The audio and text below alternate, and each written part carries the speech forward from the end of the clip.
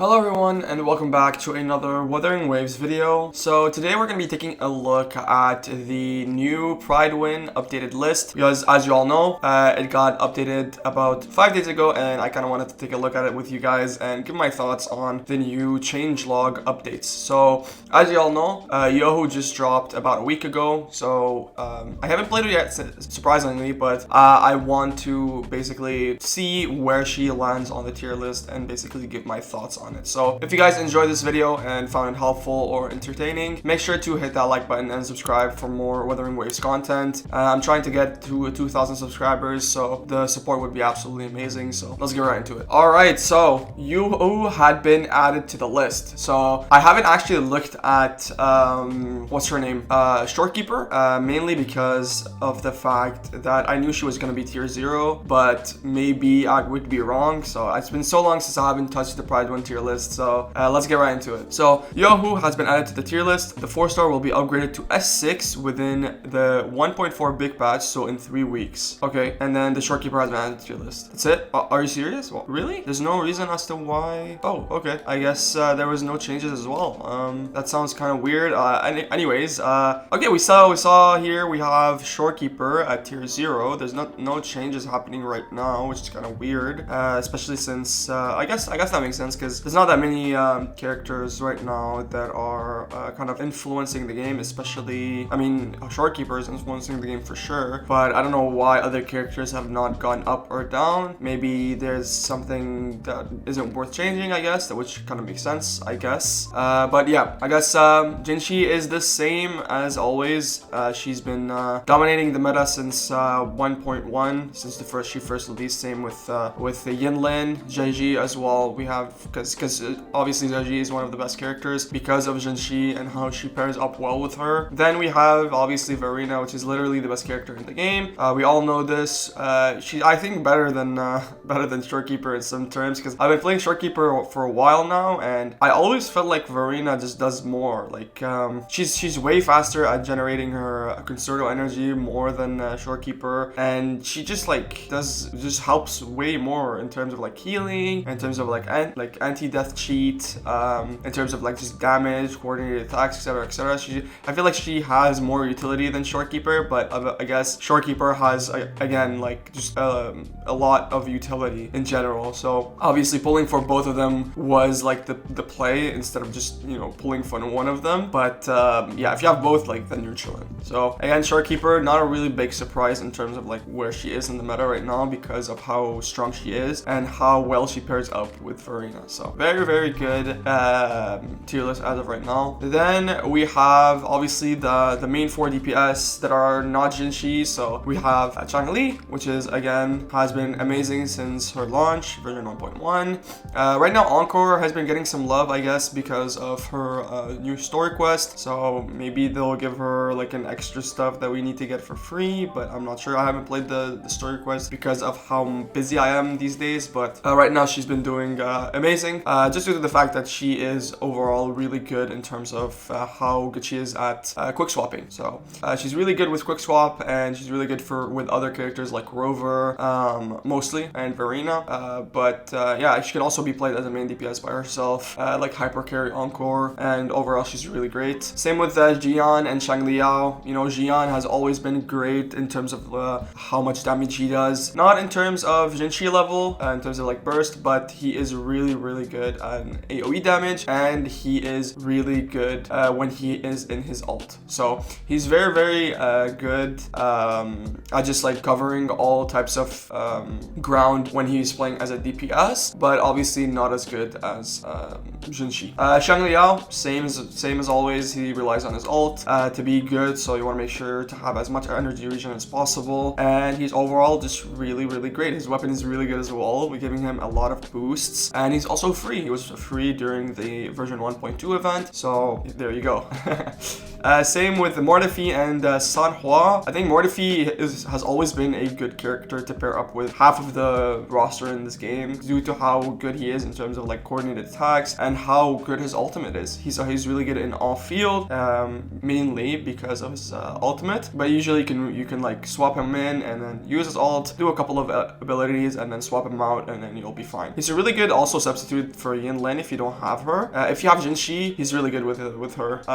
He can just provide a lot of coordinated attacks with her if you obviously don't have Yin Lin. But overall, very, very good character. If you have him as 6, he's gonna be really, really strong. I think might be better than Yin Lin in some terms, but I don't think so. So Sanhua, obviously, the only thing that makes Sanhua like kind of annoying to play is the fact that she's kind of hard, because you'd have to time her attacks pretty well and make sure you do like your movement and positioning has to be like on point to make her good. But overall, she's just really, really strong. One of the best 4-star characters in the game by far. Then we have our boy Rover. Insane. Havoc Rover is at tier 1 as always. I think when they get their S6 available, I think they're gonna go up in a bunch of tiers, just because of the fact that they get, you know, their whole support for free, which is basically insane. I think by S5 or S6 he's gonna get like a 25% crit rate increase, which is crazy. I might be wrong though. It might be like in the lower tiers, but overall, like just one of the best free-to-play characters to play right now. Just of how strong he is compared to other characters right now, and how much utility he has in terms of like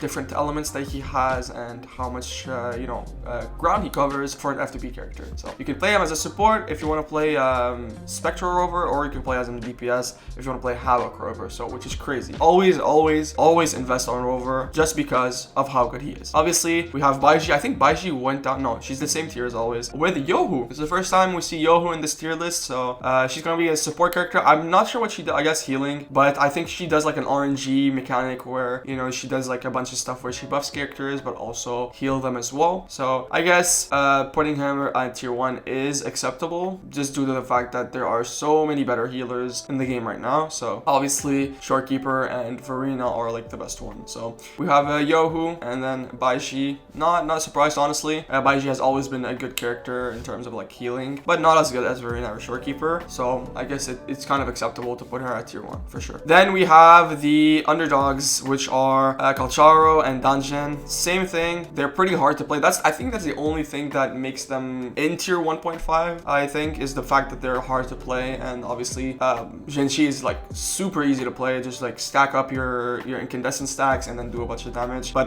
this one, you'd have to like kind of hit your shots and make sure you don't die, basically. Like this guy relies a lot on his ult. You have to like swap cancel, I think it's called, and then it's like obviously pretty hard to play. And then same with Danjin. It's kind of risky to play, since you'd have to like play off her health, but also she's hard to play, which is like kind of like a really bad combination of things that you don't want to see in a character. But at the same time, she's like really strong, so it's like a double-edged sword in a way. So Danjin is a very cool character to play, honestly. And if you really want to main her, I would definitely recommend doing so if you want to like make it up to the challenge. But other than that, yeah, she's really, really strong. Same for Yuan Wu. I think Yuan Wu is like a very underrated character, especially if you don't have like stuff like if you have Jinshi and not Yinlin or Zheji. I think Yuan Wu and Mortifi are like really good additions for replacements, because of how like good he is in terms of like coordinated attacks. He gives also anti-interrupts, which is really good, and I feel like it's one of like the good the parts about him, honestly. Nothing too crazy about him. I think he went down a tier, but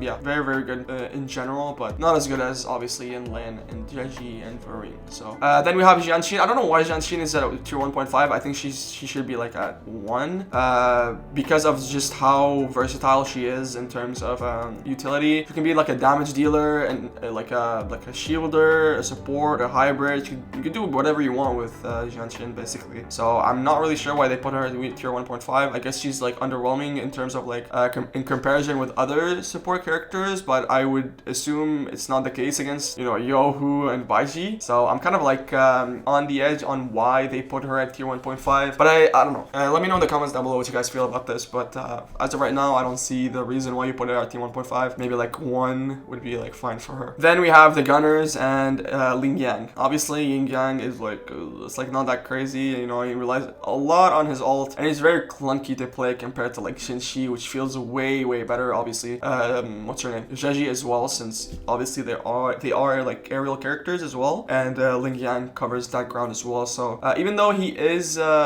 he can be like useful, he's not as useful as like the best characters in the game. So for sure.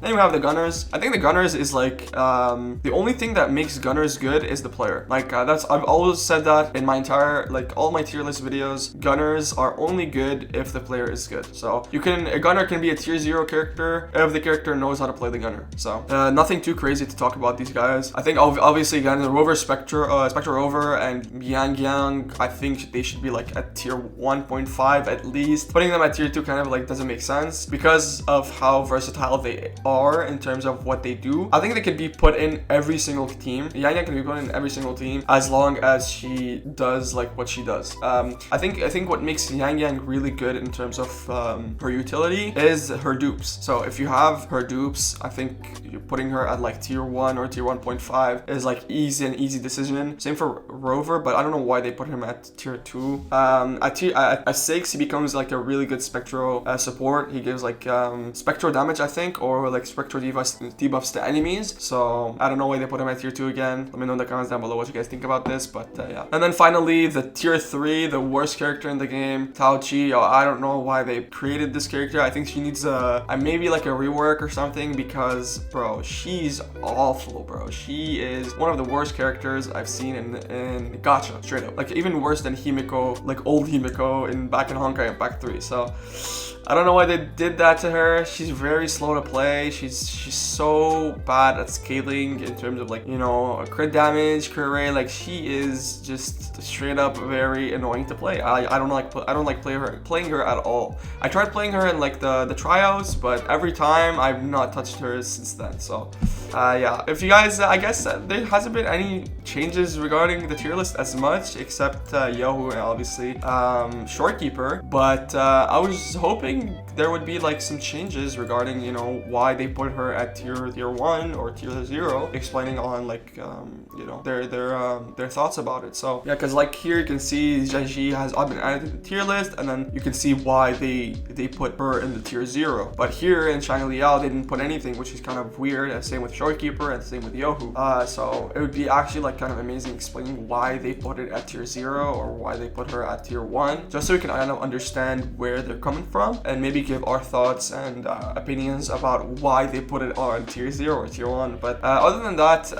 the tier list looks fine. I think the only thing that needs to be changed is just maybe Jianshin, Spectre Rover, and Yang. But other than that, like I think it looks kind of fine in terms of where characters are right now in the meta. Hopefully this video was kind of helpful to you guys, kind of understanding where everything is and how it will shape on into the future. I'm excited where they're gonna put Camellia, maybe tier 0.1.5 or 0. Maybe she'll pair up well against Jinshi in the meta, because right now Jinshi is like the best character in the game by far. So yeah, thank you guys so much for watching the video. If you enjoyed it, please make sure to leave a like and subscribe for more Wuthering Waves content, and let me know what you guys think about the tier list so far. Do you guys hate it? Do you guys love it? I'll be really happy to hear your thoughts. So again, thank you guys so much for watching, and I'll see you in the next one. Peace out.